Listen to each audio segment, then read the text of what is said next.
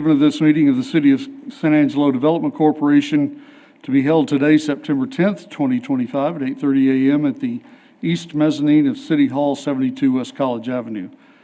For the purpose of considering the posted agenda items, this meeting is called to order. It's 8:30 a.m. Our prayer will be delivered by Reverend Aaron Milan, pastor at Bethel United Methodist Church here in San Angelo. Come on up. We're glad to have you. Right here.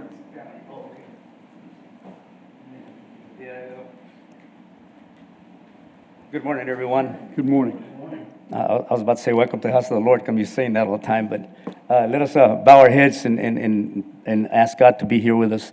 Heavenly Father, we come to you, Lord Jesus, asking that your presence be here with us, Lord Jesus, as this meeting gets in order, Lord Jesus, that it be you that is the focus, Christ, Lord our Father, in what this meeting is about. Lord, we ask that you give us the knowledge that we need on the decisions that we make, Lord Jesus. Please allow your presence to be here with us, Lord Jesus, in these conversations that we have, Lord. We ask all this, trusting your Son's precious name. Amen. Thank you. All right, we are now open for public comment. Issues or items that are not on the agenda may be raised by the public at this time. Citizens who have registered for public comment prior to the start of this meeting should speak from the podium. Begin by stating their name and limit remarks to less than 3 minutes. Board members may request that a discussed item be placed on a future agenda. The board takes public comment on all regular agenda items during the discussion of those items from citizens who have registered for public comment prior to the start of this meeting. Ms. Navarez, do we have any registered for public comment? Actually, myself and Brandon. So, all right. So just a little information to let you know. This week we are hosting the Business Brown Bag training in our building. And it's a really good one, so that's why I wanted to mention it to you all. It is at noon there at the Business Resource Center, and the topic is customer relations. And I'm really excited about this because this is the guy from Chick-fil-A. It's the Senior Director, Eric Samaniego, who's going to be shares the 3 pillars of customer service. So I really think that that's something that's really important, and I hope that our community participates in this. Very good. Very good, thank you. Nora, could you just tell us again when and what day? Yes, it is this Thursday on the 18th. Actually, I'm sorry. Yes, September 18th. I'm sorry, not this Thursday, but at noon at the Business Resource Center in our training room. Okay. Very good. Brandon. And I want to introduce Holly Crooks. She is our new but not so new assistant city attorney. She had been with our office for a couple of years, left for a year, and now we're glad to have her back. I think she had even filled in at Costa DC for me a couple times, so I'm going to turn her loose on you guys. May be here a couple meetings in the future, but otherwise she'll be handling Costa DC. We appreciate your support and your help.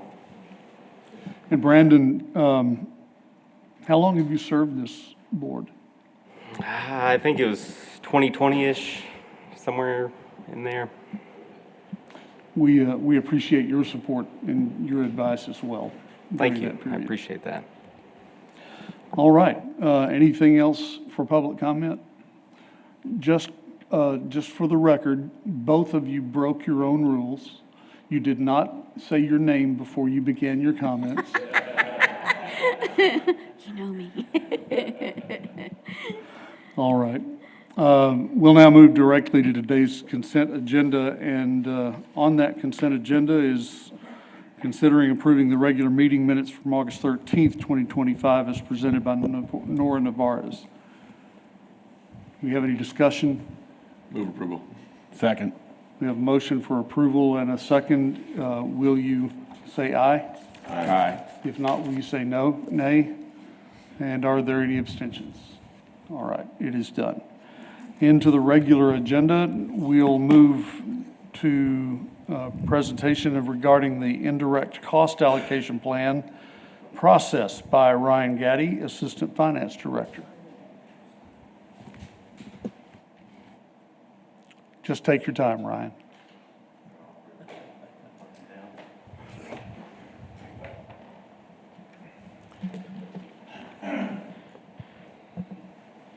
Good morning, good morning, Costa DC Board. My name is Ryan Gaddy. I'm the Assistant Director of Finance for the city. And this morning, I'm going to be reviewing with you the city services cost allocation plan. It's a study that's prepared annually. And, you know, the final study is pretty extensive, and today we'll be going through it page by page. No, just kidding. I'm going to give you a summary presentation. Included in your background was some information that if you had an opportunity to review it, it gives you a pretty good overview of how the study and the process occurs each year. The city does contract with a consulting firm that specializes in preparing these indirect cost plans, and let me move forward. Let's talk briefly about kind of the objectives of the cost allocation plan. This is an excerpt from the Government Finance Officers Association Best Practices, and it talks about the objectives of a cost allocation plan. And, you know, in addition to the direct cost of providing services that the COSA DC staff provides and the other departments or the other functions provide, there are indirect costs that include shared administrative expenses, such as legal, finance, human resources, and others that are provided to support the COSA DC efforts, I guess. So what we do is an indirect cost allocation is an accounting function by which estimates are made to distribute indirect costs to programs or functions in order to approximate their full cost. So with that background, we'll go into a little more of the details. The plan is prepared each year. We consult with a firm called MGT Consulting, and they've been preparing our indirect cost plan for a number of years. They are contracted. We contract with, they have a 3-year contract with 2 1-year extensions, and we do bid that out at those different points.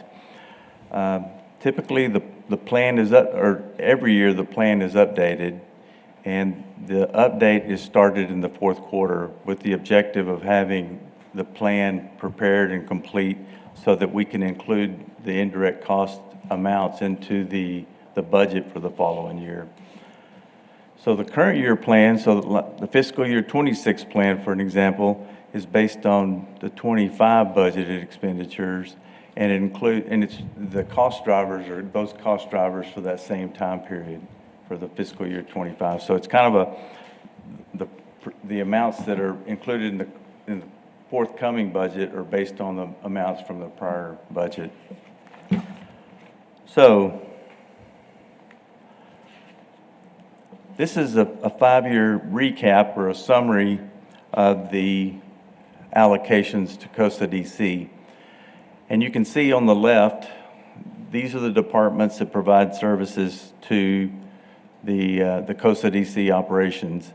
And, you know, as you look across, those amounts in total fluctuate primarily based on activity levels. If we have a lot of activities in COSA DC, the amounts will increase because the cost driver is activities.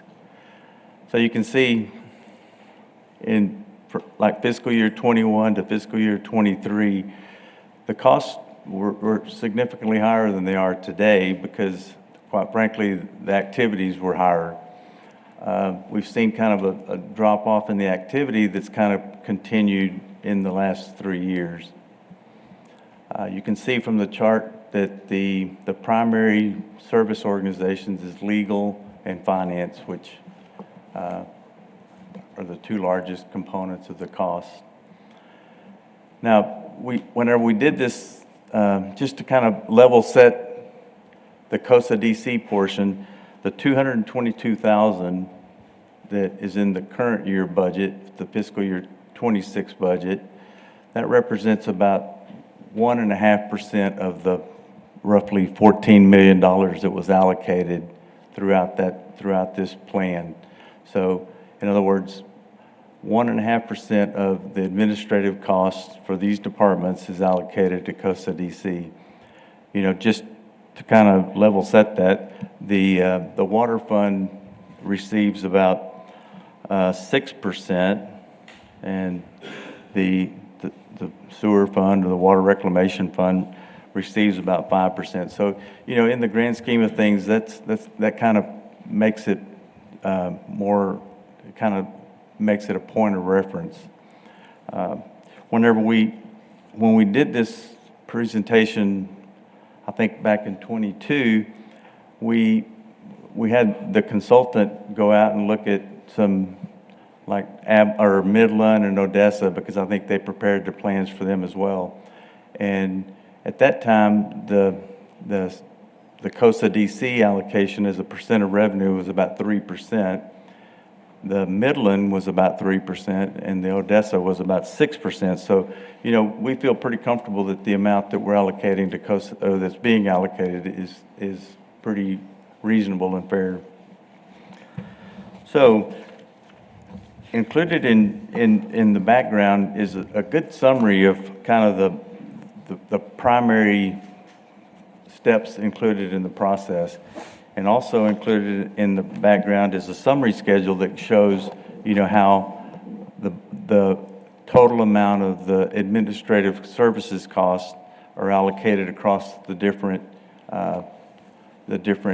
funds within the city or the different departments. And that schedule looks like this. And so it shows you going down the page, the allocated, you know, the departments of costs that are being allocated, and across the page it shows the different receiving departments. And it's about 5 or 6 pages long.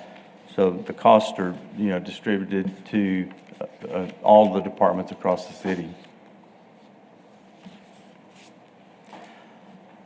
So are there any questions at this point that? Probably one for Mr. Dane, because you are an assistant city manager as well as watching over what we do.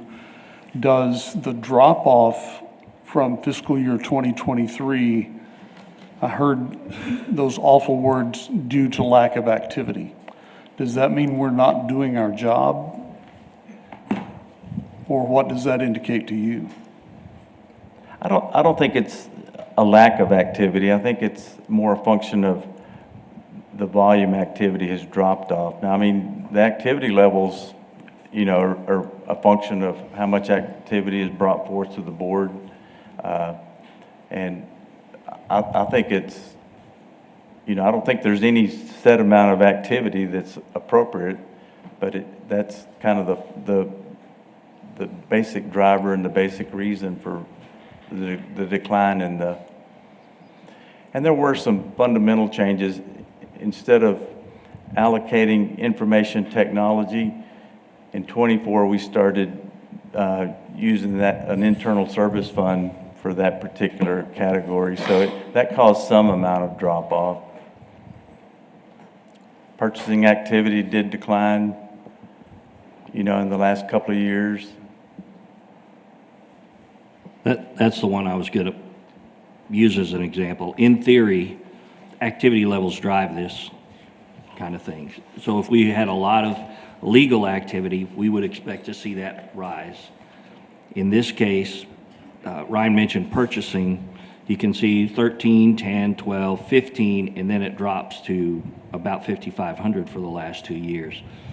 That purchasing is allocated, is that based on POs, Ryan? Purchase orders? POs, contracts, anything that they participate So with. because we've had fewer of those in the last 2 years, that has come down. And so we would expect that to move in accordance with the kind of activity we see. If there were some large or onerous state requirement that would involve the city clerk providing us with a lot more service or using a lot more time to support us, then we would expect to see that go up. And What about communications? Yeah, communications is what is the services that Brian Groves provides. And before, he was he was heavily involved with producing, things that they would put on the website and so forth. Okay. I think a lot of that's been replaced by the work that Andy Markey does, and it's reflected more in the Okay. advertising expense line item. Is that fair, Nora? It would, and also communication also includes like our telephones as well, the office phones. Okay. But that's an example of the kind of questions we like. We like that stir, so we gain an understanding of what's driving these costs. Okay, I have just a broad question about this process. So, take a department. Let's say finance.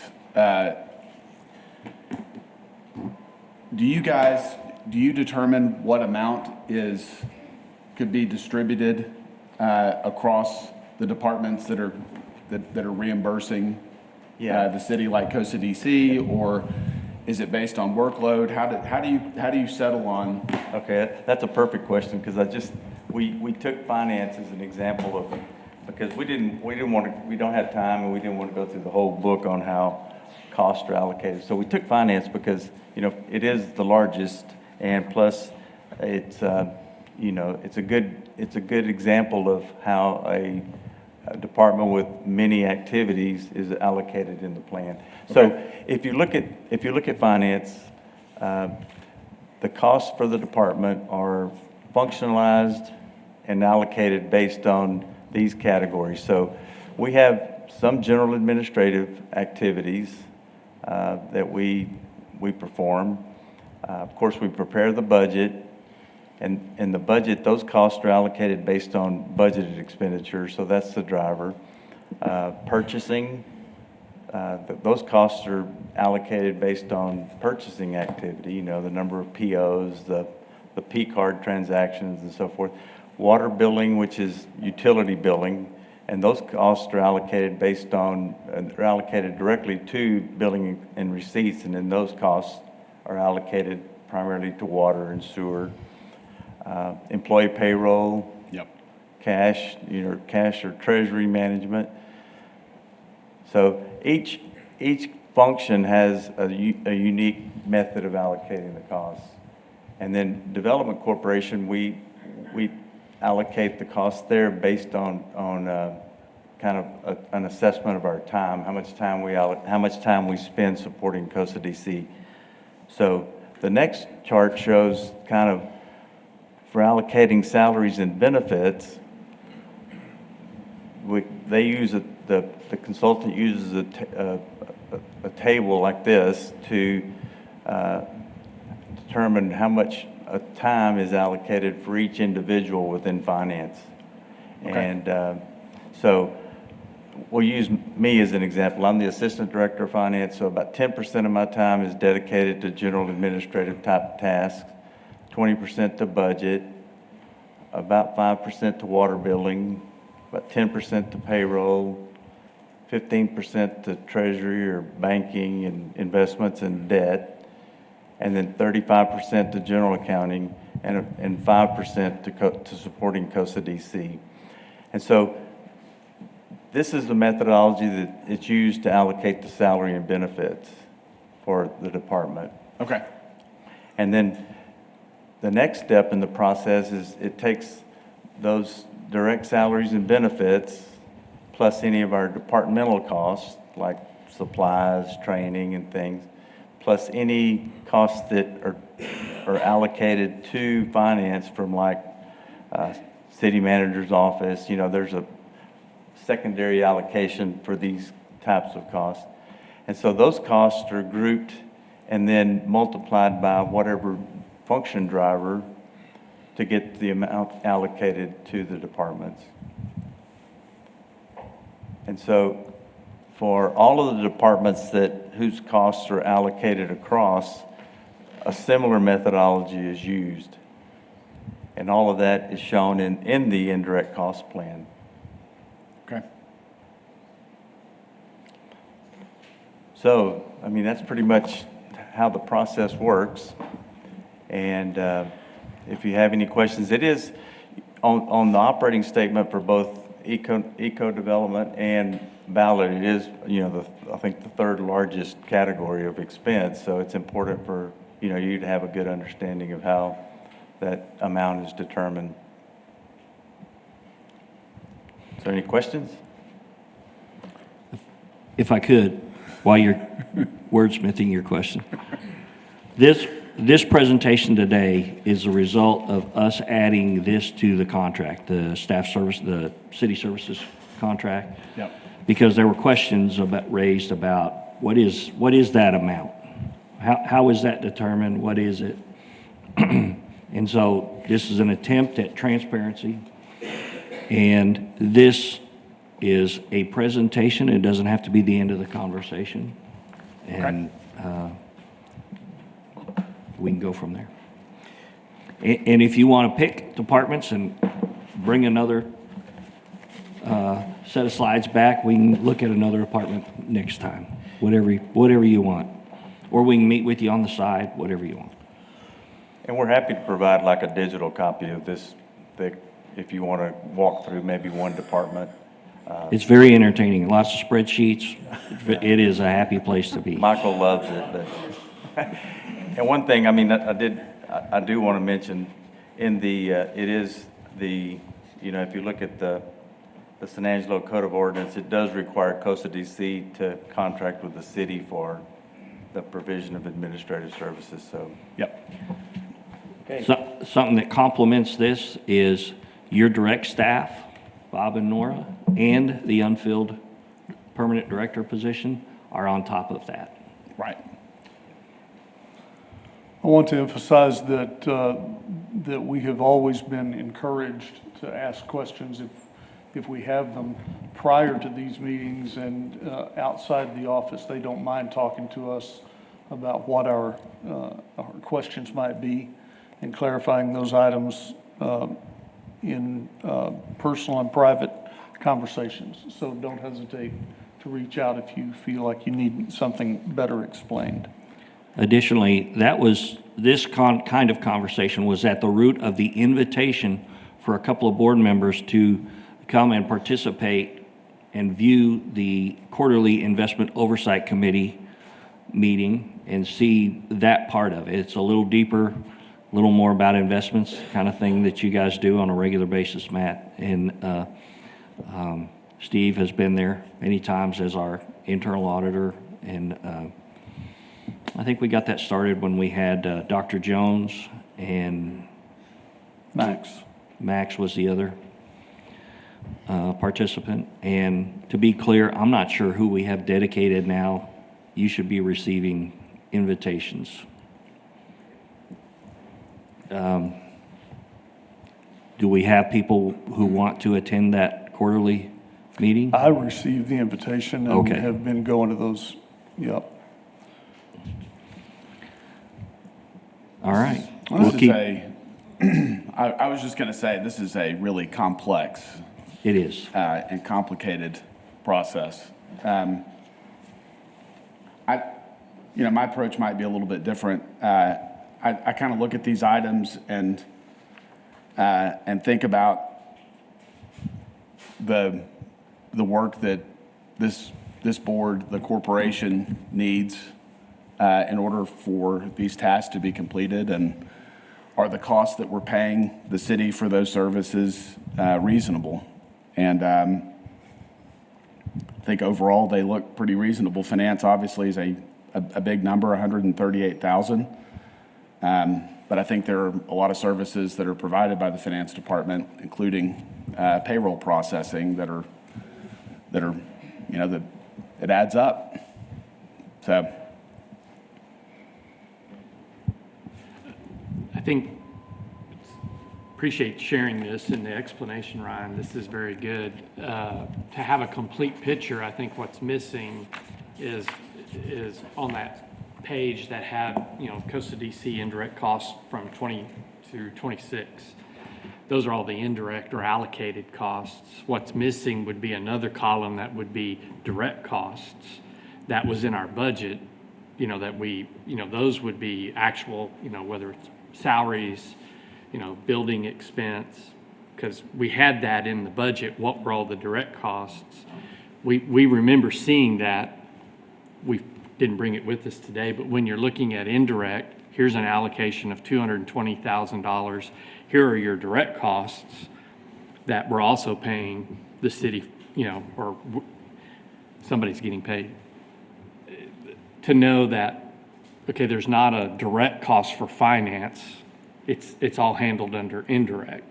It would allow looking at those two, if we're paying for IT directly, that would be a standout. So it's not a full picture, and I just think, I don't know if they're in the same categories, if you just had two columns of, one column is your indirect allocation and another column is direct expenses for Costa DC, then it would give a full picture by year of what is it costing to run Costa DC, both direct and indirect, on one spreadsheet I think would be a nice thing to see. Not today, obviously, but just to help us understand the total operating cost of Costa DC and as it relates to the city's cost. You think more than what's on the financials, the monthly financials? Well, but they're not together. Yeah, I think he's just saying. I'm just to saying take comparative. the- If you take get the back to budget that one numbers page. And break it out break out the direct and indirect costs within our. We within get our it on the annual financials budget. monthly, but that spreadsheet that Ryan had up that had the columns of indirect costs year after year after year, if there was just dropped in another column that said, and actual allocation, not indirect allocation, but the actual I allocation. think that's doable. It sounds to me like you're saying two rows, indirect. Well, or and just then- side by side, and then- columns. I'm saying then- columns. Columns with a 5-year history. Right. I think that's doable, isn't it? Yeah. No problem. In fact, I don't think we should have to wait for a month. I Well, think Whatever. you'll probably get an email. Okay. That'd be great. Also, Michael, it may be helpful or beneficial to see those departments. So you've got legal, you've got finance, you've got purchasing. In my mind, I think it would be helpful to actually see their overall budget, whether it be general fund or, we don't get a copy of the Blue Book. We don't. So we don't know what finance's annual budget is and what are we of that portion. What percentage of that? Yeah, that's kind of where I Ryan's was got going those. with Ryan. He's got a page. Okay. There is a page in the book that lists the finance department, and then it lists its destination charges. Wouldn't Where- that be on this report, page 12, line 11, if you went all the way to the far right column total, wouldn't that be each department, I haven't seen the that. foot in total? Ryan, would you? If you go out to that last column where it says total, And my question on that is that the amount that's being allocated for reimbursement across all departments? from all the departments, or is that the full department budget? And I think it may be just what's allocated. I'm Show sorry. you the page I'm talking about in the agenda packet. This And the one, agenda package, okay? It was. Page 12. Page 12 of the Bursa report prepared by MGT, the total column, far right column, that totals 14.7 million.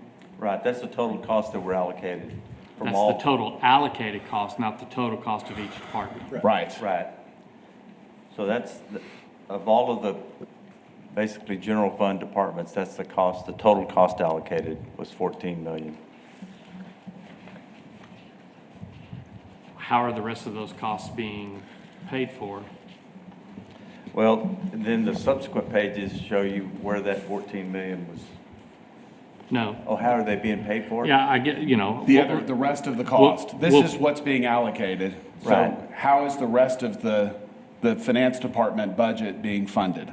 And with direct cost, I'm assuming that would be the general fund, right? Right. Yeah, I mean, the finance department, the total budget would be allocated across with the exception of the amounts that we pay to the appraisal district for property tax collections and assessments. So Can you give us a ballpark idea of the finance department budget? the finance department budget is Maybe we should have Jonathan up here for the pop quiz. about segment. 2.4, 2.6, and of that 2.6, the amount allocated, It's 1.2, yeah, 1.3, yeah. 1.3. And that other segment is mostly payments to the appraisal district? yeah, it's primarily costs that the finance department incurs that aren't allocable to the different departments, like the Tom Green County assessment. Well, since we're talking on it, how much do we pay the appraisal district on an annual basis, ballpark?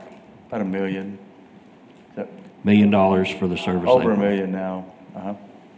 1.1. Okay, I guess, insurance is one of the greatest cost, health insurance, and it's not allocated, so I think, but there is an allocation for some HR services and employee benefits. So is insurance now a direct allocation to each department based on actual cost? Health insurance? Yeah. Be part of payroll.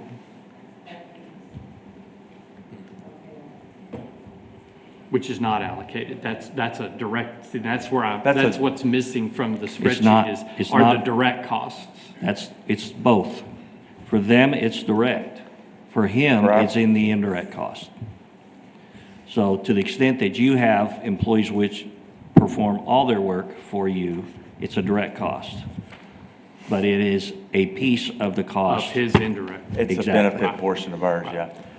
Right. so, Great questions. Keep them coming. This is exactly the kind of conversation we need to have. okay, so just to go back, you've got this company that's doing this analysis for you guys. Do you specify the amounts within the departments that are eligible for allocation? So, in other words, in this finance department, this 1.3 million that was allocated across the departments, does the city provide that number to the consulting group to allocate, or is Well, part of the analysis the company looking at the amounts that are reimbursable, and you have, like? I Yeah. do. The theory is, who does the expense serve? Right, And so, like the appraisal district we just talked about, that serves the general fund. right. Does not serve COSA DC, does not serve the water fund. Go ahead. Correct. And so what we provide is, we provide the full budget to the consultant, Okay, for the whole city. And what they do is we share with them cost centers or cost Yeah. types that should not be allocated to, like Michael said, like to the water fund, to the COSA DC, and they exclude those costs out of their allocation amount. okay. Yeah, going back to kind of what I said, I guess I'm just trying to simplify it to say, finance budget's 1.2, we pay 120, it's roughly 10%. 10%, yeah. And then just kind of go, what's purchasing's overall budget? We pay roughly 8% of their overall budget. That helps me to digest this. Okay. But I think this is a great study, like Michael had talked about. At one point, perception was it was just some arbitrary number that was tossed out in the budget. And so to attach facts and financials, It's far from it. yeah, to show where this is coming from is great transparency, and just appreciate you guys bringing Okay. that to us. Yeah, I think the root of the whole process was initially tied to, well, I don't know that. There is a process that you must follow in order to allocate administrative costs to federal grants. right. And so we do a full cost allocation. Do we still do full cost allocation, then an OMB eligible allocation? They provide 2 studies to us annually. Wow. Ryan, don't run away yet. Do we have any other questions? Now, this is one of those things, complex item, you're gonna think of it later, make a note. Yep. And we can come back to it, absolutely. And Okay. Okay, Ryan, go away. Thanks, Ryan. Thank you, Ryan. Let's go down to agenda item F and bring that forward. We have some guests in the room that would like to talk about item F. It's an updated presentation regarding the completion of the Kirby Park splash pad, presented by Michael Dane, of course, but we also have Matt Lewis will be helping with this presentation. as will Alicia Olshansky. Will you please come forward? Please do come forward. My role is simply to introduce the item and give you a clue that I believe that between Alicia and Matt, we're going to hear some good news and solid performance. Well, a couple of years ago, Alicia approached City Council and approached the Area Foundation, and Alicia, and you see Jeff here with Altex Irrigation, said, we want to build splash pads for our community. We'll raise the money and do it. And the council said, sure, if you can raise the money, do it. And they came to us and said, can we be the fiscal agent and accept donations? And we said, sure. And, you know, about 1 out of every 2 of these special projects don't make it because everybody's full of great ideas, but sometimes not enough follow through or there's not enough public support. But they've never met Alicia. And Alicia just hit the ground running, and it wouldn't have happened without the Altex group. Jeff, thank you, and that whole organization. They stepped up and wrote the first check of $100,000 and said, we believe in this. We want to make this a gift to our community to have 2 splash pads. Other communities have splash pads that have been baked into bond elections, part of the budget, part of, you know, quality of life. Sometimes those are funded by foundations, but Alicia went on the task of raising the money. And within a year, the first splash pad was completed at Unidad Park last summer. Thank you. And then kept raising money, and she came before this body. I was not a part of that body back last year to say, hey, we're getting almost there, and it is allowed under one of the ballot initiatives, and y'all voted to do $150,000. And it was contingent upon that would be the last dollars in, and if all the money wasn't spent, any of it would be returned. I'm happy to announce here's a check that we need to put Alicia in charge of building community projects because she brought it in under budget. And so per that agreement, Michael, I have a check, or Ryan probably wants it, as a... You think she'd be willing to manage the Coliseum project for us? For a fee, I'm sure. This was all volunteer. You know, Altex didn't take anything out of this. They put money into the project. We've got a complete report. We've already sent it over to Michael Dane and Brandon. It's a completed project, and we've turned it over full ownership and operation to the city. It's a gift to the city. But part of that, you know, $150,000 was available to help finish the Kirby Park project.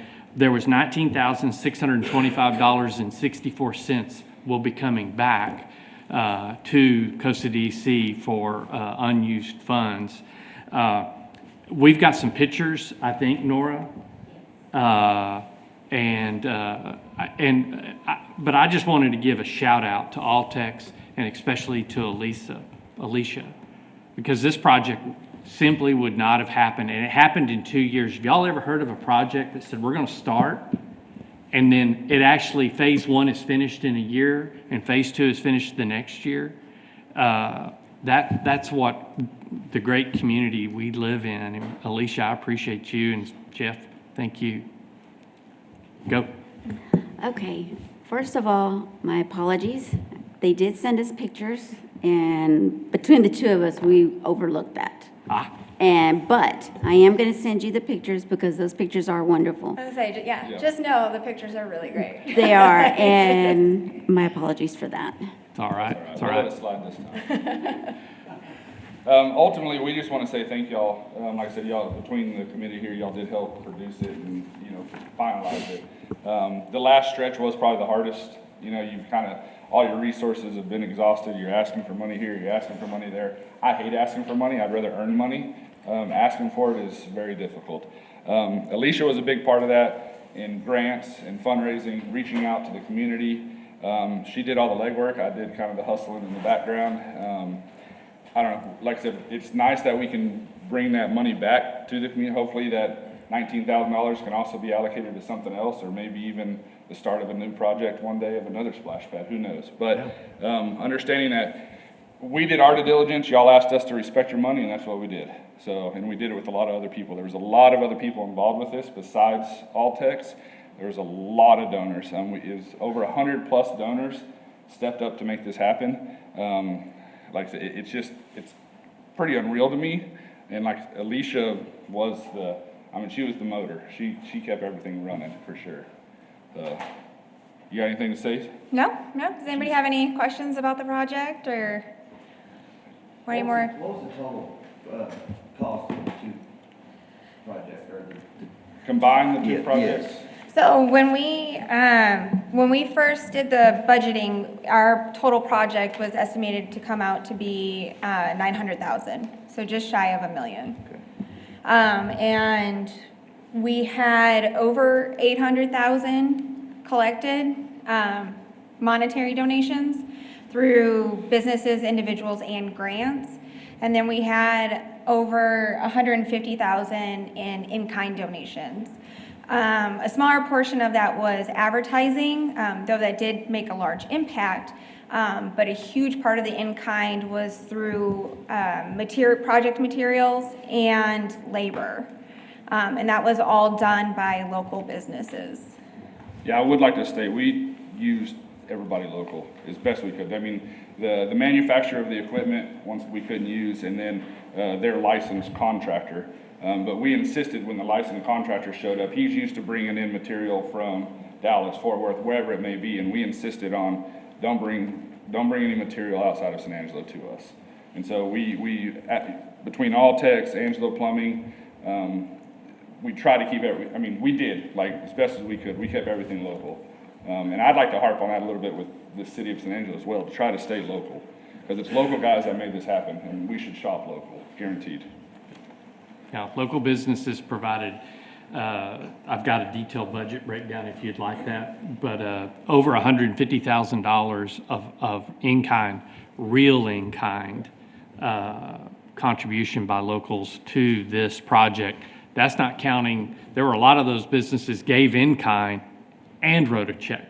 Correct, yeah. And then as well as Altex, with a cash flow of 100,000 is one thing, but I got days on end paying employees, hauling materials over there and lining up things to do and being on the job site to make sure it was done in a timely manner. We knocked these, on one part, we knocked it out roughly in 2 weeks.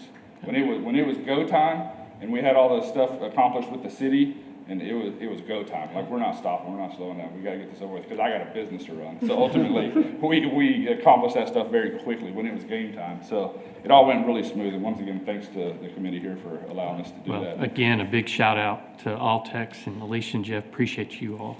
Thank you, everyone. Thank you. Thanks, guys. That's good, y'all. We appreciate your passion and your muscle behind it. All right, Thank so you, let's Matt, for move your part then also. to agenda item B, update presentation, discussion, and possible action regarding affordable housing assistance for needed repairs to damage resulting from the July 4th, 2025 flooding of properties located within the designated flood area.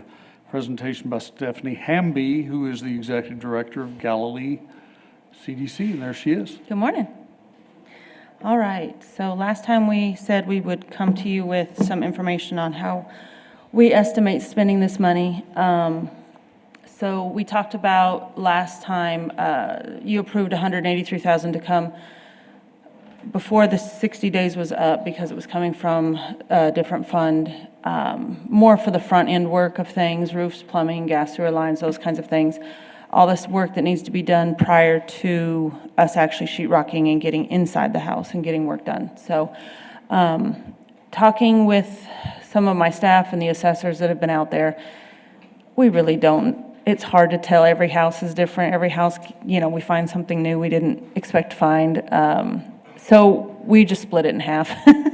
Is that we estimate front end work is going to maybe spend $450 in the finish work, which is everything that comes out, which will be the end, getting the house tied up. The last money comes in. I expect the front end to be lower than this, but as we're still doing assessments and still trying to get out there, we really don't know. And then we did put 10% towards direct and indirect costs just to pay the staff and everybody out doing all this work, and everybody just in our office. pitching in and doing and taking over flood. This probably takes up at least 50% of our day, every day. So it's a lot on the staff, but they're doing great, and they love to serve this community. So they're doing a good job. To date, we have had 10 applicants that are working on front-end stuff. We've had 7 roofs identified and are working on getting replaced. 2 bathrooms had to be completely redone. When they were gutted, the whole bathroom came out. So we had to go in and replace them because they didn't have a functioning bathroom in those homes. So now we were able to get them out of hotels and back into their homes by replacing bathrooms. And then we've had 1 plumbing issue. We've had a couple other issues. We did have 1 applicant that was flooring. He had already had a contractor in, so this was his end of kind of construction thing. So we purchased his flooring for him to get that tied up so that his house was done. We're estimating an average of $15,000 of COSA DC funds per household, which would give us, I believe, 60 households. Most are going to come in under that, so we should be able to serve more than 60 households with this funding. And I think that's all I had. We understand, of course, that these, if you'll excuse my description, these dollar amounts are fluid. Yes. And so you're not holding yourself to those exact dollars, Correct. able to move them from item to item. Yeah. Okay. What do you think's, what kind of time frame do you expect to be working with to kind of get through I know there's, the tail end is probably long, but to kind of push the bulk of the work through this process? My goal, so people come in and they tell us, you know, they have experience in floods and stuff like that. They say anywhere from 2 to 5 years. I do not want to be working on this 5 years from now. I'm not even sure I want to be doing this 2 years from now. So our goal is 12 to 18 months to Okay. have the bulk of it pushed through here and Yep. to be really, you know, obviously there are houses we've identified that it just doesn't make sense to put a lot of money into repairing them. We're just going to have to almost tear them down and rebuild them, and we haven't figured out how we're going to do that one yet. But so some of that, the longer projects, like an entire house rebuild's going to take us some time. But most of it, I want to say 12 to 18 months is our goal. Okay. And these I would- funds are only being used toward those households that qualify as low income.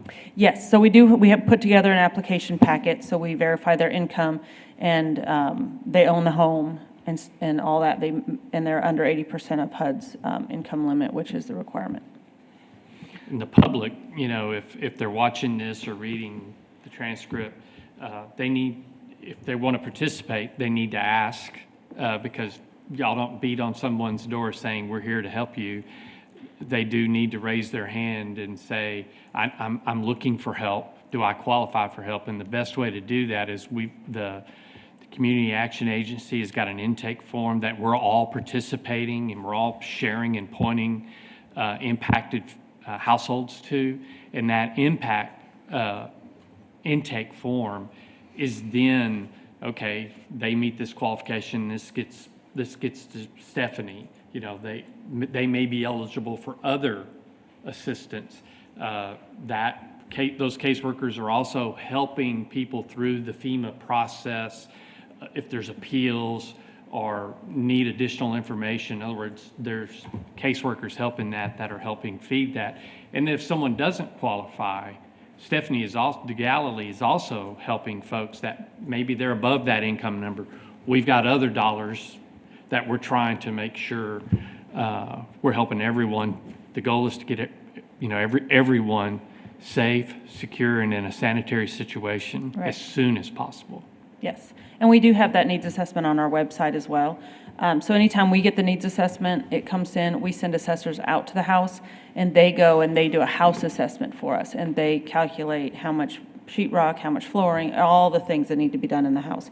A lot of HVAC is getting done as well.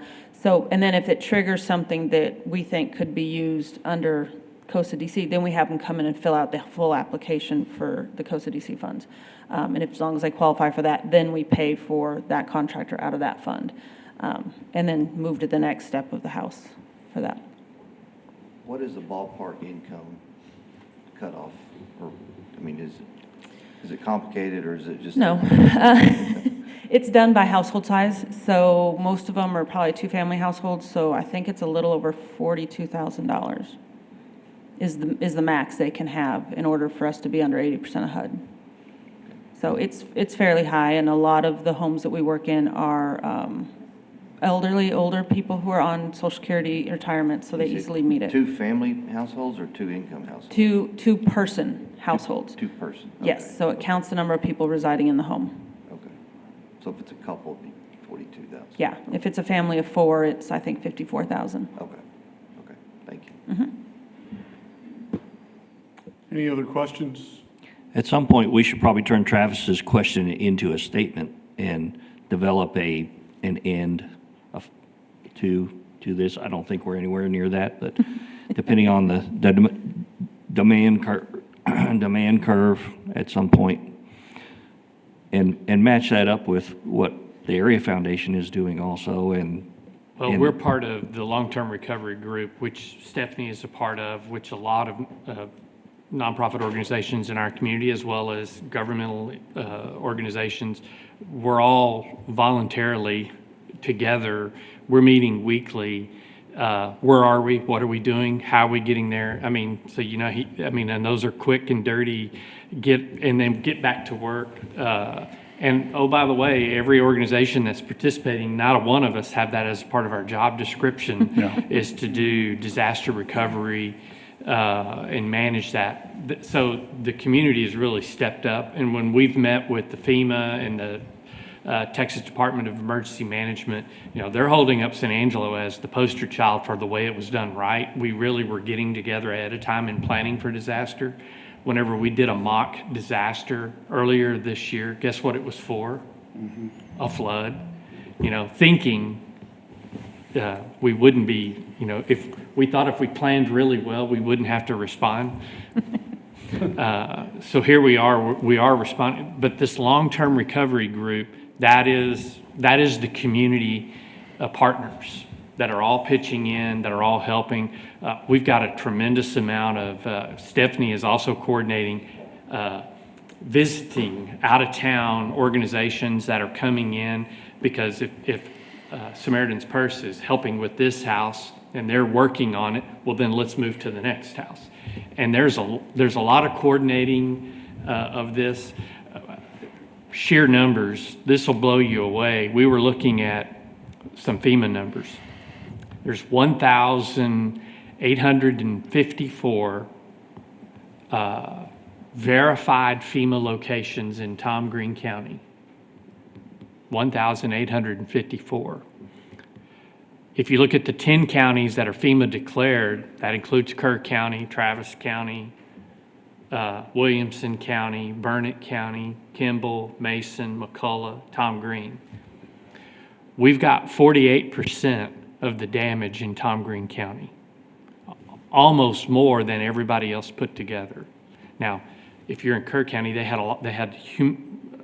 unimaginable loss of life. We all know that.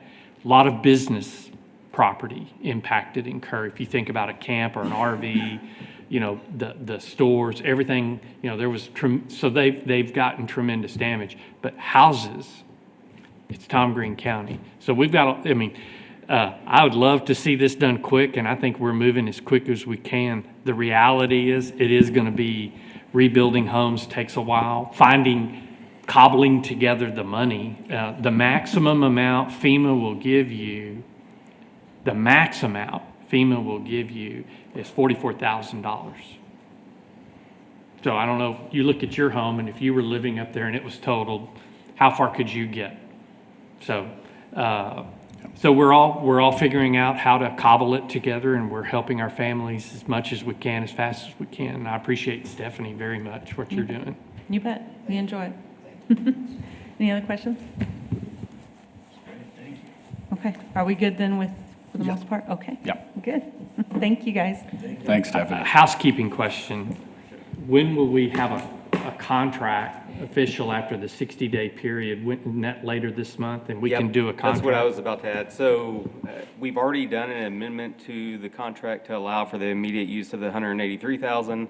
So that's done. So the next amendment I would do would be to include this portion of it along with those admin costs that hadn't been considered until today. So I think you've already taken action to approve the project and allow the president to negotiate and execute. So unless there's any serious objections, that's kind of how I'll proceed on that. You guys all right with that? All right. I'm probably late in asking this question. These items on today's agenda, almost to an item, are information only, no action.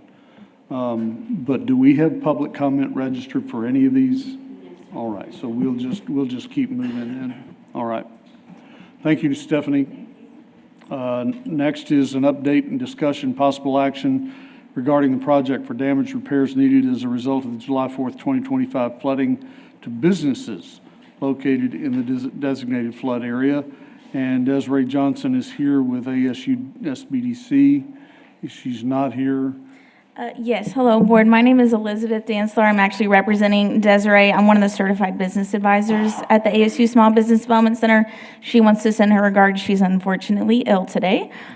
So you get me instead, and I hope that's okay. also at the podium is Michael Looney with the Chamber of Commerce. Thank you. Perfect. So I'll just get started. She wanted me to share a little bit of statistics on the flood outreach that our office specifically was able to assist with, as well as the Business Recovery Center that's located in the second floor of the BRC. So SBA physical disaster loans are actually extended until September 28th. So the original deadline was September 4th. So we are happy that they have allowed that extension till the end of the month. And that's for physical disaster loans. So the economic disaster injury loans, also known as EIDL loans, are actually available until April 6th of 2026. So we've really been focusing on working with business owners on the physical side, and then just continuing that support with them once we have additional economic injury pop up, and then those will help cover any payroll or working capital that they might need in the meantime. So our SBDC team, there are 4 advisors. In the very first week after the disaster, we had 34 incoming calls. And then we also did outreach. So a combination of businesses that filled out the ISTAT report, as well as just our clients, current clients of the SBDC that we were able to identify within the flood zones. That totaled 59 assisted. And then our SBDC clients, 32 supported. We're happy that 10 of our clients through our assistance have actually received grant awards alongside some business loans as well. The Disaster Recovery Center specifically has assisted 55 business owners, and so we're really excited about that number. And then I just want to highlight the marketing efforts. We're very, very thankful for Brian, as well as, Mike's team at the Chamber, coming together, all of us supporting that marketing outreach through targeted social media, email campaigns, going on the news. So that's been a really good response that we've seen. Within our service area specifically, we serve 10 counties in Texas. Tom Green is one of them. We had a few other that were affected by the flood, so that included Menard and Kimball, Mason. That's our territories as well. And so outside of just the statistics of us calling within Tom Green, all of our advisors also did rural outreach. And so that meant we were traveling to our areas. We met with the judges, the city managers, bankers, anyone that we could, sharing information about the grant and loan programs that were available. We saw great success from that as well. So boots on the ground, making outreach calls. And then I specifically was able to go to a panel. I met with the deputy administrator of the SBA, as well as the administrator of the Office of Development and Recovery from the SBA.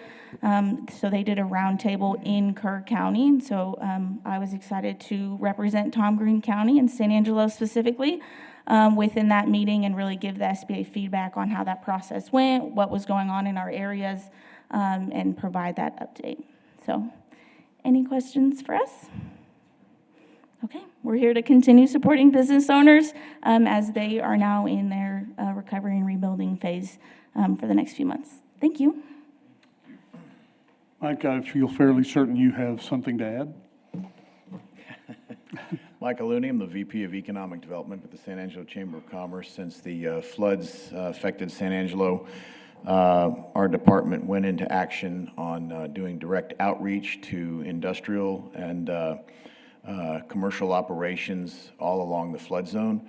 We utilized 2 topographical maps that showed the flood channels, mainly running from Sideview Road, which is in the county, but it is also in the San Angelo ETJ, extraterritorial jurisdiction. Toured companies all along that route, all the way down to about the midpoint of Bell Street, where we started to notice that companies had all started reporting that they had absolutely no flood damage. So we've continued to engage with these local businesses. We have so far visited with, we think, a very, very complete batch of companies, and this is 47 industrial operations have been surveyed with site visits and calls, 10 of which sustained damage, which I reported on the last time we were here. At this point, we have been engaging now with Mike Dane and Bob Schneeman and Nora on using the potential use of DC funds to assist with any recovery needs. And we are now engaged in arranging meetings between these companies, leadership personnel, and our team. And we have our first one scheduled for tomorrow. We are building the schedule so that each company has an opportunity to sit down with us and explain the damage and how the DC funds can be used to help. We found that this has first been a significant morale booster for companies within the city limits and outside the city limits, but within the ETJ. And we've also found kind of what we just heard about from Elizabeth, that the commonly considered funding response opportunities are pretty limited.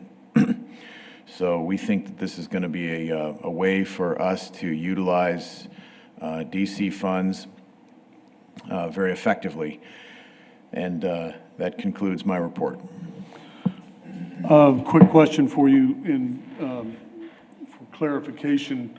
This is a personal question as well as a question for our table. Have you been able to advise companies that don't fall within the NAICS codes for direct financial assistance as to where they might receive relief?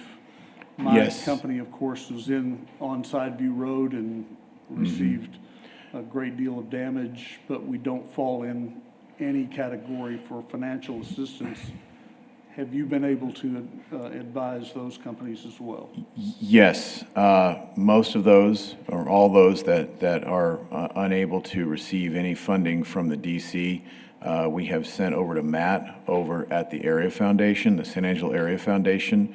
So what we've done is we've basically just divided it up to where if it's a company that is in distress, but the development corporation funds just cannot be utilized for legal reasons, we send them on over to Matt, and Matt and I have met to discuss the tactics on how we disseminate that. So we will hand them over to Matt, and Matt has done a very good job of communicating with these companies and these personnel.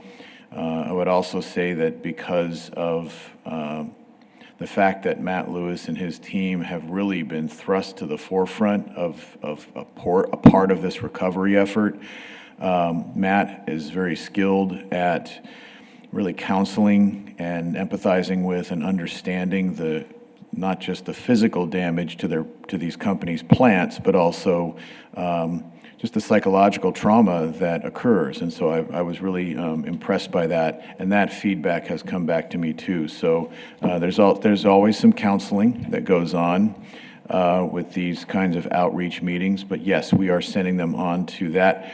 But we're also sending these companies, all of them, over to United Way.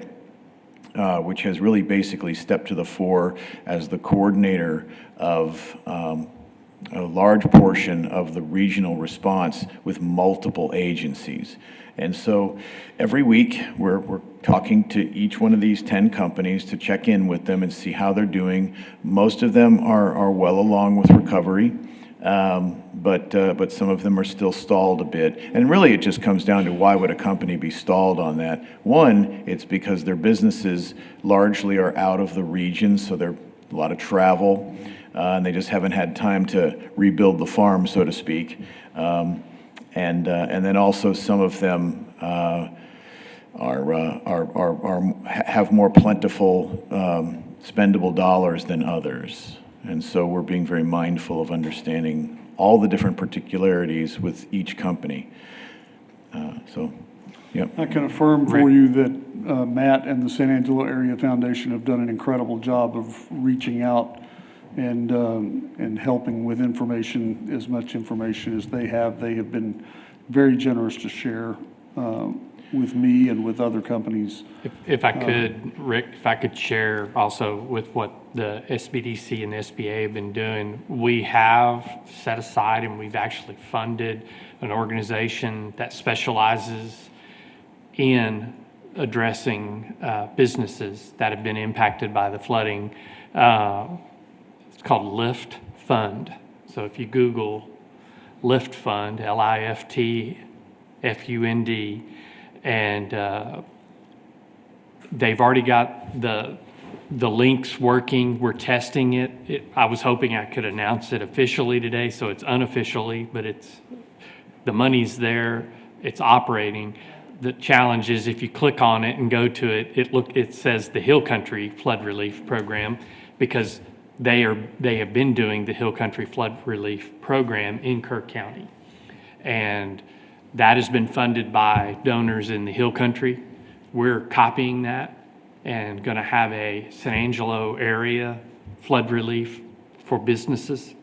And it will be grants to businesses up to $10,000 and 0% interest loans up to $50,000. Lift Fund handles the whole application process. They have a matrix to determine based on, however they're doing their determination and looking at what some of the SBA rules are of what you're eligible for. Not everybody's going to get the full grant or the full loan amount. It all has to depend upon your financials and your loss, et cetera. But Lift Fund is doing that. As soon as we get the right link that doesn't say Hill Country, it says San Angelo, you could actually go to the Hill Country link and fill it out. And they're behind the scenes, they're processing those. That took a while to get all of that done because they've been busy dealing with, as you might imagine, there's been incredible business damage in the Hill Country, but we've been able to get in and do that. So we've already funded $250,000 into the San Angelo Area Business Relief Fund. And I think it's a good mechanism to segue and come alongside what Costa DC funds are going to be able to help with industrial customers that meet those NICS codes. This will help everyone who doesn't meet that qualification. And it's not limited to the city limits. It's San Angelo area, so it could also be, we will help businesses in Menard or other counties as well. It's good information. Any other questions on the table? I have a point to that. So Desiree wanted me to thank you, Matt, for working side by side with her on that effort. The 10 grants that I did mention earlier, those, I think majority of them are through the Lift Fund Hill Country grant. And so what we're able to do is help anyone. So we're here to help any business in our service area, both industrial and ones that don't meet y'all's NAICS code. So to that point where are we sending those folks? Send them to us as well. So we're here through the entire application process as well. So we sit down with them. We understand the Lift Fund grant, and it's because it's going to be modeled after the original Hill Country grant. Our advisors are very aware of that. We have already submitted more than 10 with our clients. That's just the 10 that we have heard back saying yes, and we're able to capture that number. And so going through the application process, going through the financials, creating those, helping them price out exactly how much they need to ask for. And the majority of them were able to get that full 10,000. And so we're here to support that. We're very thankful for that partnership as well. And I know we're all here to support businesses. So thank you. It's what I love about San Angelo is that every time you turn around, there's a hand holding another hand and helping out in those kinds of ways. Anything else, sir? Yes, I would like to add anecdotally that there were 2 companies of our 10 that, because of the collective recovery effort and outreach, have elected to rebuild and stay in San Angelo. There were 2 that somewhat emotionally told me 4 weeks ago they were out of here. Mm-hmm.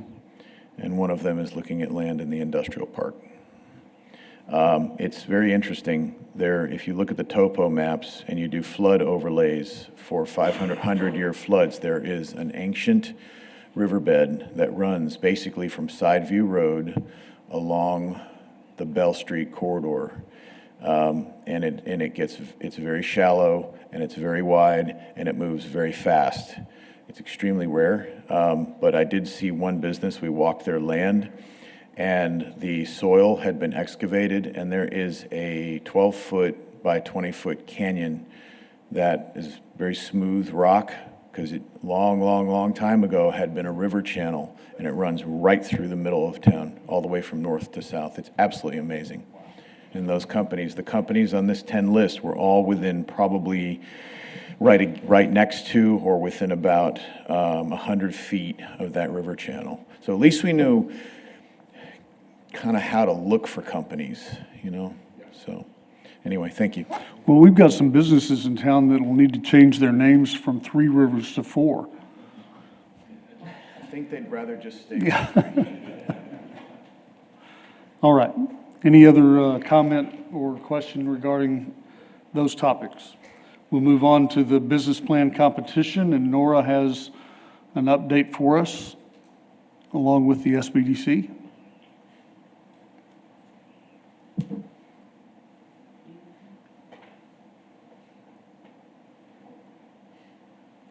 Good morning, Board. Nora Navarez, Economic Development Coordinator.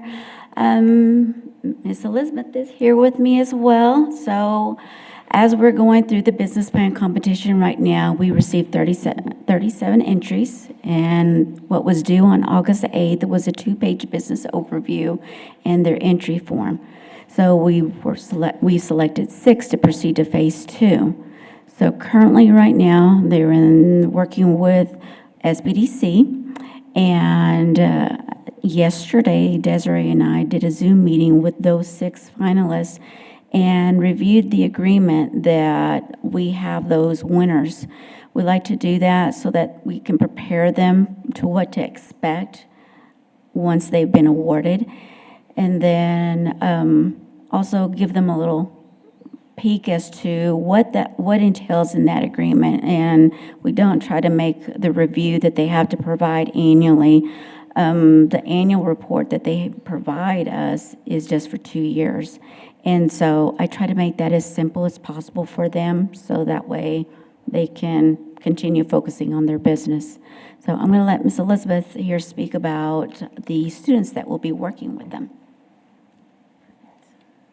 Thank you. So in phase 2, what that looks like, if you, just as a little refresher, so our certified business advisors are paired with one of those businesses, and also with a student from Angelo State University, Norris Vincent College of Business. So that is a partnership program, and those students, we have 2 that are in their graduate degree, so both are pursuing their MBA, and then we have 3 undergraduate students pursuing a business degree. And then those are paired with an advisor, and they work as a student advisor underneath the tutelage of our certified business advisors, and that creates a team for that client. And so we're working one-on-one with them for the next 2 months to put together their full business plan, years of projections. So that includes a cash flow projection and profit and loss projections, and their live pitch presentation.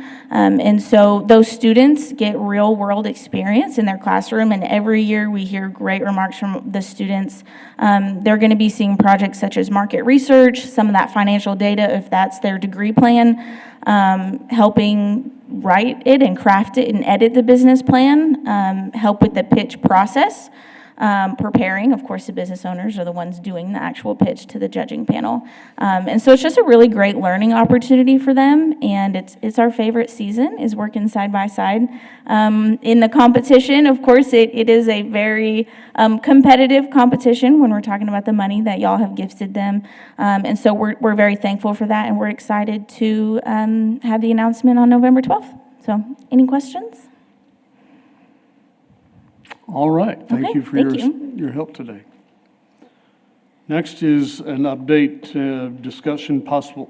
Just Oh, you one have one thing, more, I'm yeah, sorry. just a little bit. So I wanted to give you a little bit of history. So when we started the competition, we kicked it off back in 2016. And just wanted to share that since 2016 till now, we've actually received 330 entries. Yeah. So I feel that the business plan itself, it helps those individuals that are within our community and help them move their business to that next level. So, Well, and as you say that, what we need to remember is that there are 31 entries this year 37. who will not move on to phase two, but have that vital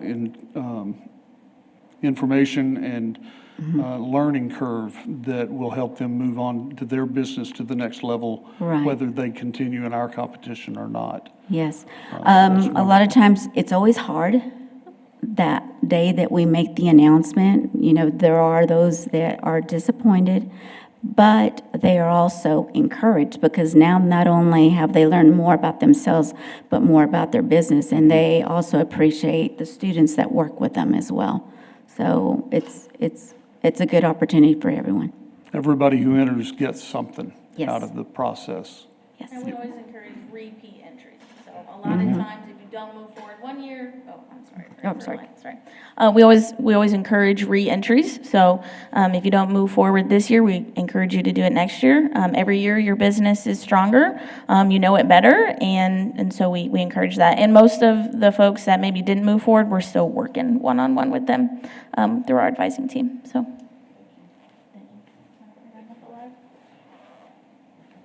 Very good. May I move forward?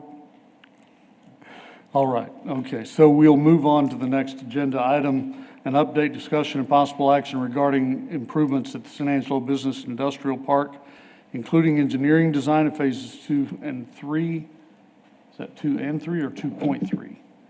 Phase 2.3. Mowing and required maintenance and other potential improvement or design issues. Bob Schneeman will join us at the podium. Thank you. There's a lot going on at the industrial park, and it's changing day by day. I just got some more information last night that we have another company that's interested in purchasing land out there. As the board, I think, already knows, we have Park Hill Smith and Cooper engineers currently working on the design of what we're calling Phase 2.3, which is basically the area along the north property line of the park, and it sort of wraps down around this area. There's a number of changes we're making from the original plan that we think will improve it. And there's also some other things in the works. The city is looking at a new comprehensive plan. That would also include some new, a major thoroughfare plan, which may or may not impact the park. There's some things going on north of the park that may also impact us. So we are proceeding with some of the design of the main streets and water and sewer and drainage infrastructure, but some of that may change as we go down the pike. We currently have All of this Block 1 is under contract. We have forthcoming a letter of intent for a portion, about 5 to 10 acres in this area. And then I'm meeting I'm meeting with a company tomorrow that is going to be looking at about 30 acres in this area. Take away the areas that we're using for detention and drainage, what have you, we're going to rapidly run out of land at the industrial park. So in the past, we've talked about Phase 3, which is about 300 acres that runs parallel in fronts on FM 380. But I think we're gonna sort of, between our engineers and talking with the city, we're gonna look at what makes sense. Does it still make sense to expand the park in that direction? Or do we maybe start looking at what's going on north of us and see if we can work with the city and do something in that area? Sir? Had a couple of quick questions. The interest from parties looking to acquire land is not within Phase 2.3. Is that correct? It is not within Phase 2.3, that's correct. Okay. And about how many acres is Phase 2.3?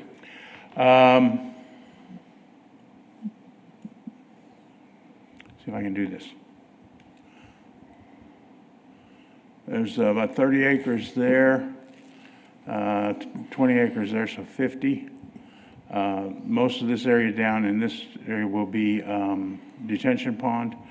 And it's going to be tough to get anything usable down in this area right now until we extend the streets and this Monument Drive extension here. Right now, there's a temporary cul-de-sac located here. Yep. The extension of this, we can't go beyond that cul-de-sac for fire and for basically fire safety and water sanitation reasons until we get a feel for whether or not that street is going to go turn and go south, or if it may make more sense to carry it on to the east. Yeah. Okay. So 50 About 50 acres to yes. start. Okay. Thank you. Something else we're looking at out there, this is a picture of one of the main entrance signs. This is the one in front of Principal LED or Principal Sloan. That sign and the one down at the south entrance are becoming extremely faded. This was when it was brand new, but they're really getting faded out. So we're looking at maybe doing something a little different there. These things are expensive. I think just to replace those sign faces is about $40,000 or $50,000. If you get into constructing those things, What's it made of? That face is just sort of a very thick vinyl that's printed on it. Prior to that, we had tiles on there, and over time the tiles fall off. Yep. There's no great answer to it, but one of the things my recommendations or something I'm considering doing something similar to this. This is I'm sure you've all seen it, the Welcome Monument in front of Starbucks. We've already got some foundations out there on where we have the existing monuments that we could probably reuse, and maybe we look at doing something like this. I had Al Torres, these are hand-done sketches, but I had Al Torres do these for us, just as a rough idea of what we might be able to do. That's one concept with we just did two of these, one with the logo below the sign, one with it above the sign. My preference right now is maybe leaning towards something lower profile. And maybe it just says Industrial Park with the Costa DC logo. Can you go back a couple of slides? One more. So I've seen signs that have laser cut steel. Are you familiar with what I'm describing? I am. and they appear to be pretty low maintenance. The look of that sign reminds me of. That's what it was laser intended cut to steel. look like, yes. And I would think that that would be a really cost-effective way to build a I think it's a sign. great idea. And there's a material called Core 10 steel. Yes. We've actually used it out at the airport for the Yeah. welcome sign out there. Yes. It's, I was a kid growing up in Pittsburgh when that came out. Yep. And it basically rusts and seals itself, and you don't have to do anything. Yeah, so you could put do like a stucco background and attach on it. that Yeah. and paint it, and then put the laser cut steel on the face and have a sign that looks very similar to that, that is probably a lot more durable than vinyl. Yes, I think so. This was sort of a stopgap measure. I mean, they lasted close to 10 years, so. Well, $40,000 for a sign is, I mean, that's a lot. crazy. That's a lot of money. I would think you could replace just the sign piece, not talking about the brickwork and the landscaping and all that, for much less than that, like less Yeah. than 10. Yeah, you could do what I'm describing with what's there. But just because the frame around it is fine. Yeah. Yeah. Yes. And like I say, if we change it completely, the footings are still there to build from. So anything that we do is there's already a footing there we can probably Didn't we use. have problems losing some letters off of the sign you showed us in front of Starbucks on North Bryant? We've had some stolen. Not exactly lost. Okay. I thought they just fell off. No, okay. They had some help. They've had some help. Okay.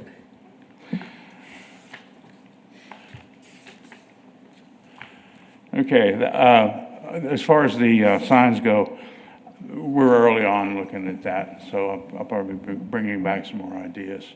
But that's kind of where we are industrial park-wise right now. The only other thing going on out there is we have a contractor who is going to be mowing, getting rid of the weeds, and also we've got some real low-growth mesquites that are coming back after we cleared it 3 years ago. So it's time to get those out and do some mowing, clean it up. You mentioned that Park Hill is working on this phase 2.3. Can you describe it? Are they doing? Are you replatting that area? Or are they doing stormwater? What? Yes, we'll have to do a new subdivision plat anyway. We'll have to revise the preliminary plat, and then, maybe back up just a skosh here. This actually depicts pretty much what is platted out there right now. Yes. So, we would need to replat to change this street configuration to a T intersection, which we intend to do, to move this drainage area down here. There's a replat involved in it, but it's all part of the $275,000 contract that we have with them to do that. Okay. And then does the replat allow flexibility with subdividing this area? In other words, if you have a user of 10 acres, can they buy 2 tracts of 5? That's why you don't assemble without having to go through? Yeah, that's why you don't see lots up, designated up here. No matter how we subdivide it, somebody's gonna wanna do something different. Yep. So, to my way of thinking, anything that we do lot-wise, we may do it, we do it conceptually. Yes. But we don't lock ourselves into it. And then what's the time frame for Park Hill to complete the work that Probably they're? about 6 months. 6 months, okay.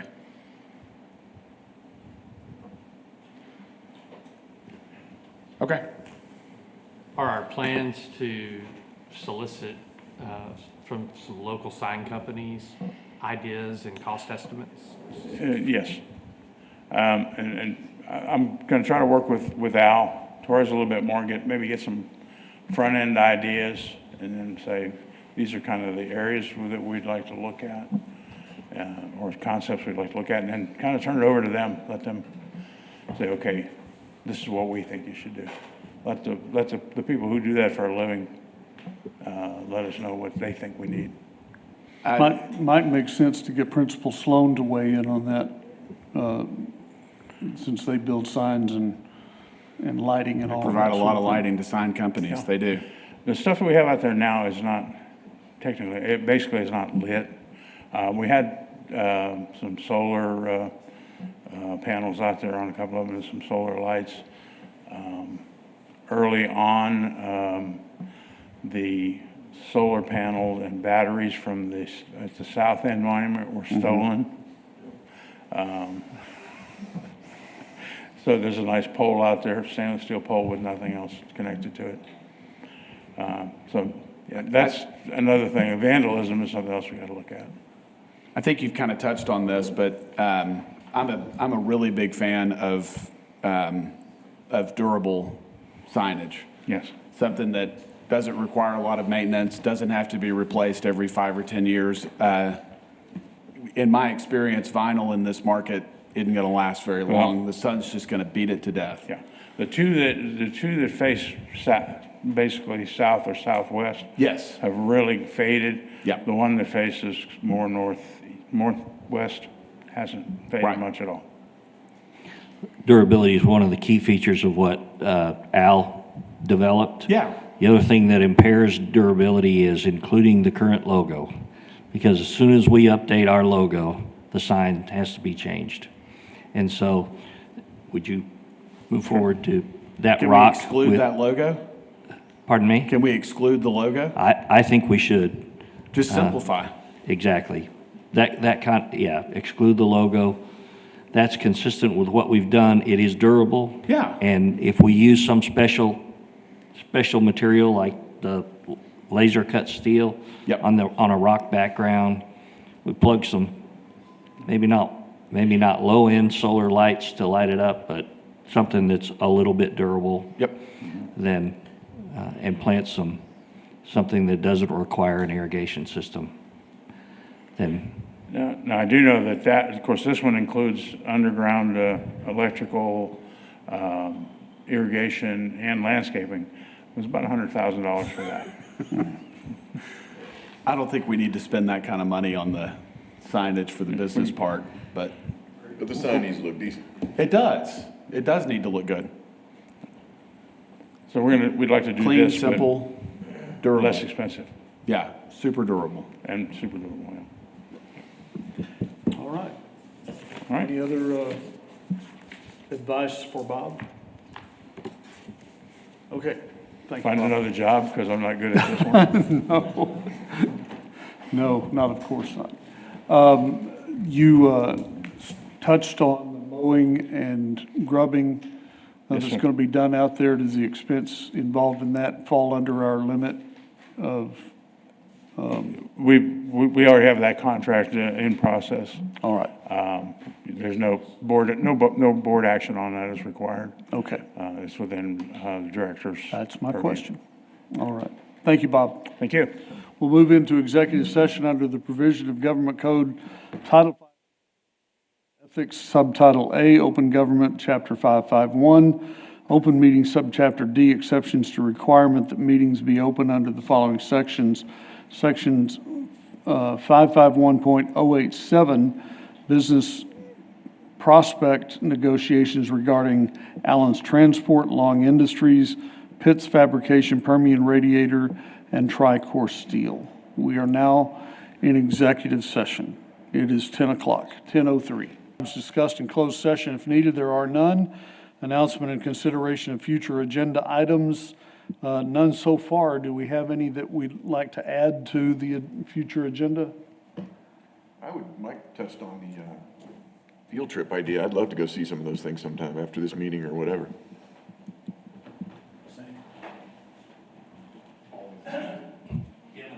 idea where you'd like to go?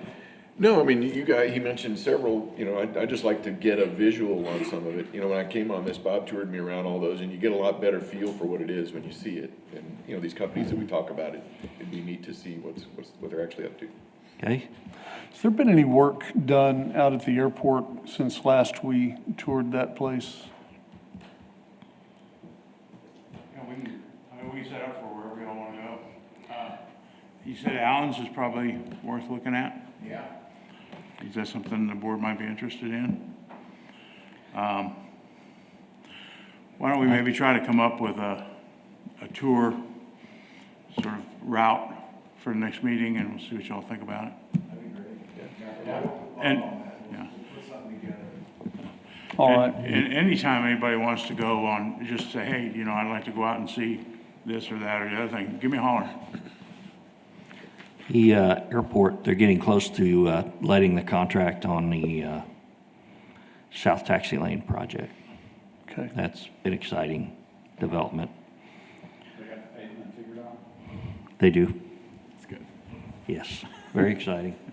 I do have a question about a possible future agenda item. Matt and I talked about a possible item related to this check. Do you still have the idea that you'd like to discuss with the board? I asked Mike whenever I said, you want this check back, or do you want to set up a fund that would help maintain, it would go to the Parks and Rec is responsible for maintaining the splash pads. They cooked it into their budget. It comes out of the general fund allocation plus overhead, or whatever we're calling indirect. I love all that. But at the end of the day, it was like, it's just easier to return it, and let's let The if that's a contract. future. I don't know if we want, as Costa DC, to start funding Yeah. city operations for parks. I would rather see, because the ballot allows us to do, if the board approves, you know, a park project, but not maintenance, and we don't want to have to open that back up. So after we talked, Okay. I don't think it's worth. I will say. I don't that- want to unravel that little Pandora's box, so. that the whole project in general, I think, was a tremendous success. People who wanted to participate, participated. The people who were doing the project got it done for what they said they could do it for.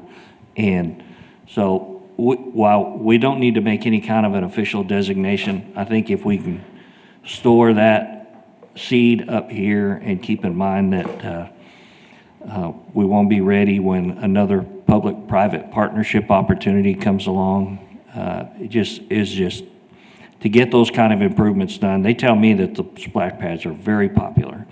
And so if we can just store that in our memory, that when somebody else comes along with a viable public-private partnership, we ought to, because this one, I think, is a home run. Small project, big hit.